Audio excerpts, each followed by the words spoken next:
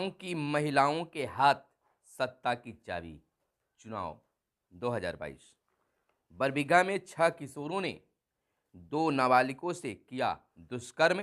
सुमी सुमी से सकुशल पुलवामा भेजे गए छात्र। जदयू के 11 विधान परिषद उम्मीदवारों की सूची हुई जारी। अंतर्राष्ट्रीय हवाई सेवाएं 27 से बहाल। शराबबंदी कानून में संशोधन का विधेयक इसी सत्र पास। और पंचायत प्रतिनिधियों के लिए अप्रैल महीने से शुरू होगा नया कामकाज। और बिहार में लोहार अनुसूचित जनजाति नहीं।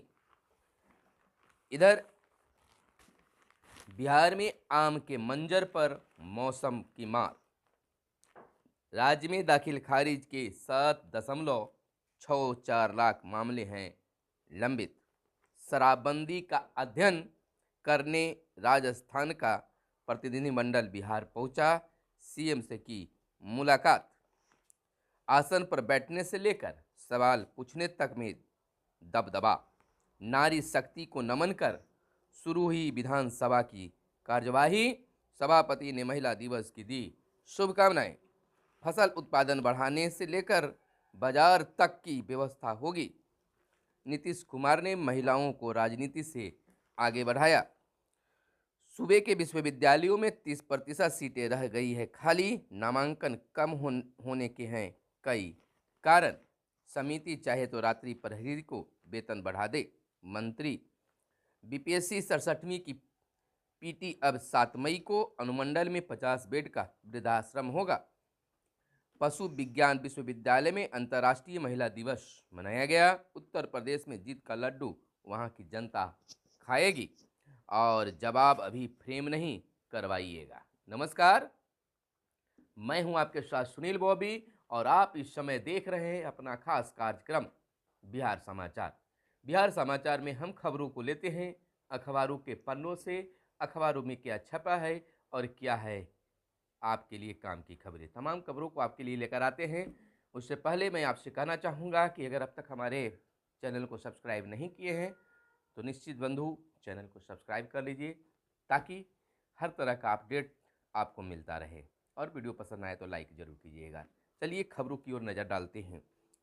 बिहार में आम के मंजर पर मौसम की मार। बिहार में आम के मंजर पर मौसम की मार पड़ी है। आम के पेड़ों पर पिछले साल की तुलना में 50 से 60% मंजर ही दिख रहे हैं। विशेषज्ञ लगातार बारिश और ठंड का मौसम देर तक रहने का इसका कारण बता रहे हैं। कारण कुछ भी हो, मौसम का मार तो पड़ा है। नुकसान की आशंका से बागान मालिक मायूस हैं। पातेपुर के सुक्की गांव में 60% ही मंजर। राज्य में आम की उत्पादन ज़्यादा। भारत में आम की खेती 2,258 हेक्टेयर में होती है। कुल 21,822 मीट्रिक टन उत्पादन होता है। और इधर आपको बता दें, जवाब अभी फ्रेम नहीं करवाइएगा। विधान परिषद में राम वचन राय ने गांधी जी की शिष्या मीराबेन द्वारा मधुबनी के चितवन में काम करने की चर्चा की। वहां खादी शिल्प संसाधन निर्माण पर जवाब मांगा।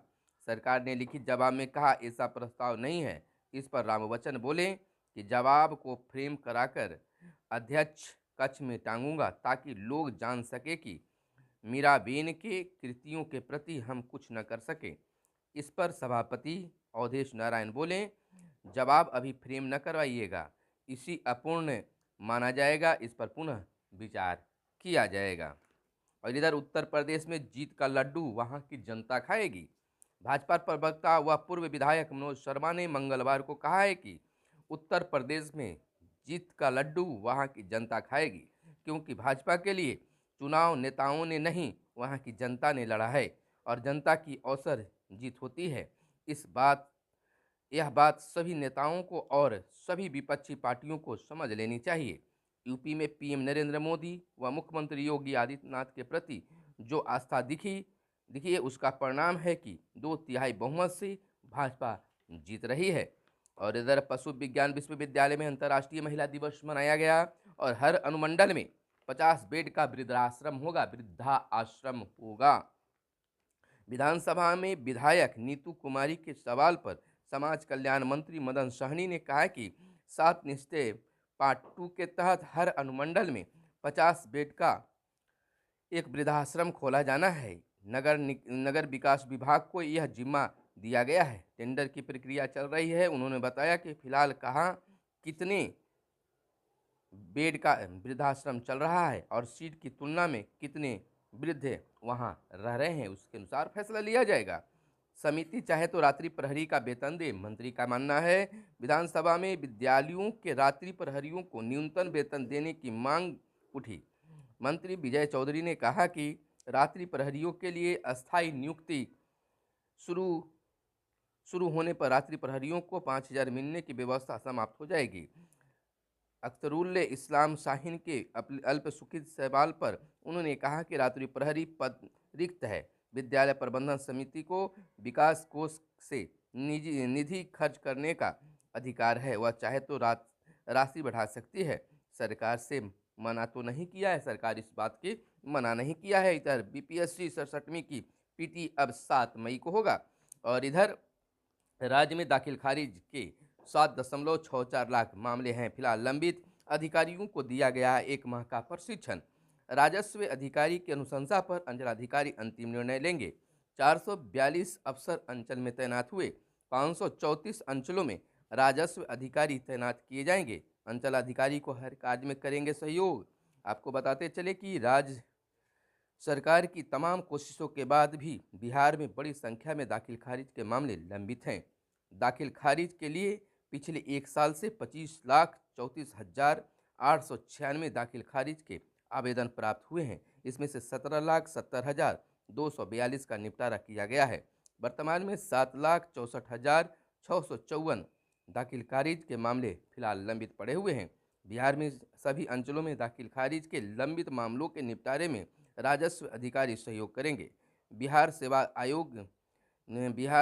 लोक सेवा आयोग के 64वीं संयुक्त बैच में 566 राजस्व अधिकारियों के चयन और राजस्व एवं भूमि सुधार विभाग के लिए हुआ है। और इधर शराबबंदी को लेकर शराबबंदी का अध्ययन करने का राजस्थान का प्रतिनिधिमंडल बिहार पहुंचा। बंदी का अध्ययन करने राजस्थान का टीम यानी प्रतिनिधि मंडल पहुंचा है बिहार और बिहार के मुख्यमंत्री नीतीश कुमार से किया मुलाकात है।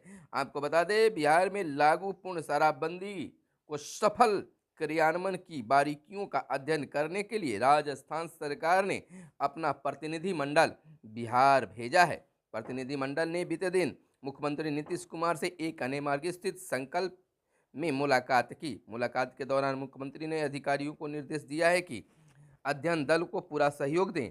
राज्य में पूर्ण शराबबंदी के सफल क्रियान्वयन के संबंध में विस्तृत जानकारी उपलब्ध कराए। राजस्थान सरकार के निर्देशानुसार आबकारी एवं मद्य संयम नीति के प्रावधानों के तहत शराबबंदी की मांग से जुड़े व्यवहारिक पहलुओं पर अध्ययन करने के लिए यह दल बिहार दौरे पर आया है। और इधर आसन पर बैठने से लेकर सवाल पूछने तक में दबदबा। अंतर्राष्ट्रीय महिला दिवस के मौके पर बीते दिन बिहार विधानसभा में महिलाओं को भरपूर सम्मान मिला। सभापति की कुर्सी से लेकर विभागावार हुए वाद विवाद में महिलाओं को प्राथमिकता दी गई। यहाँ शून्यकाल में भी महिलाएं विधायकों को भी सबसे पहले बोलने का अवसर दिया गया और नारी शक्ति को नमन कर शुरू हुई विधानसभा की कार्यवाही।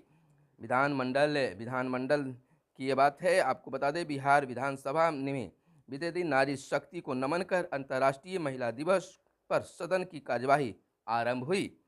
विधानसभा अध्यक्ष विजय कुमार सिन्हा द्वारा कार्रवाई आरंभ करने की घोषणा के साथ पक्ष विपक्ष के महिला सदस्य एकजुट होकर वेल में पहुंच गई और 50% हिस्सेदारी की मांग पुरजोर ढंग से रखी। और इधर नीतीश कुमार ने महिलाओं को राजनीति में आगे बढ़ाया। पार्टी प्रदेश कार्यालय में विधान परिषद स्थानीय प्राधिकार के लिए जदयू उम्मीदवारों के सूची जारी करने के मौके पर आयोजन प्रेस कॉन्फ्रेंस में संजय कुमार झा ने कहा कि महिलाओं को राजनीति में सीएम नीतीश कुमार ने आगे बढ़ाया है। और इधर फसल उत्पादन बढ़ाने से लेकर बाजार तक की व्यवस्था होगी। कृषि विभाग की यह उपलब्धि बताई गई है। किसानों का उत्पादन बढ़ाने से लेकर उनका बाजार उपलब्ध कराने की मुकम्मल व्यवस्था राज्य सरकार करेगी। आगामी वित्तीय वर्ष 2022-23 में सरकार इस मद में 36 अरब से लेकर राशि खर्च करेगी। माने बीते दिन विधानसभा में कृषि विभाग के बजट भाषण के दौरान सूबे के कृषि मंत्री अमरेंद्र प्रताप सिंह ने सदन में कई घोषणाएं की। और इधर सूबे में विश्वविद्यालयों में 30% सीटें रह गई है खाली। प्रमुख विषयों पर फोकस कर रहे छात्र छात्राएं अन्य विषयों की कर रहे हैं अनदेखी। राज्य में विश्वविद्यालयों में से कम सीटें पटना विश्वविद्यालय में।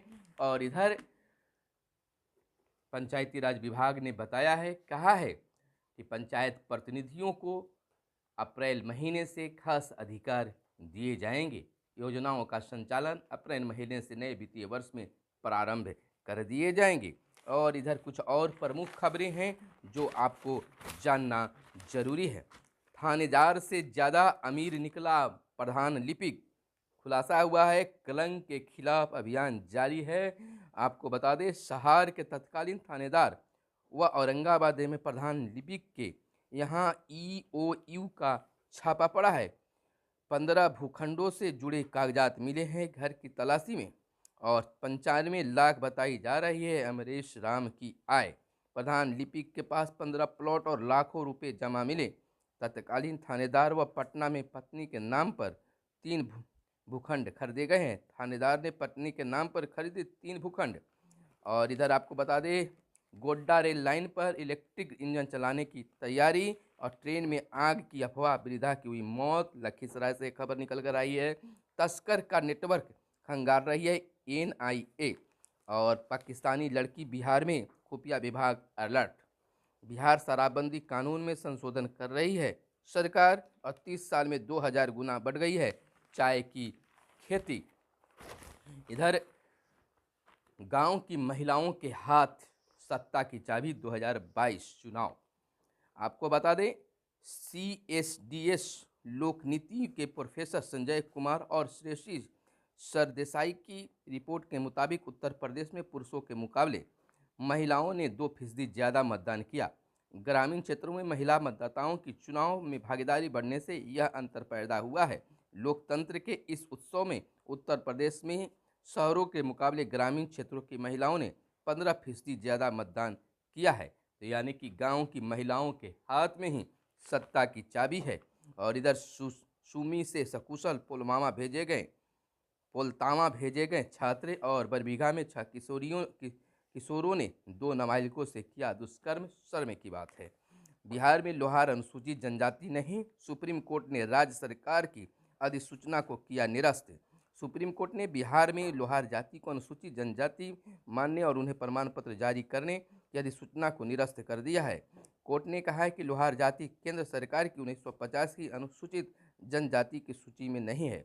इस समय बिहार सरकार लोहार को अनुसूचित जनजाति घोषित नहीं कर सकती है।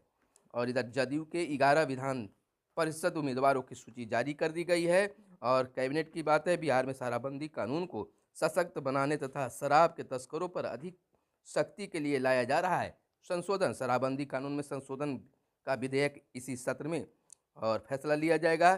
चना और मसूर खरीदेगी अब बिहार सरकार।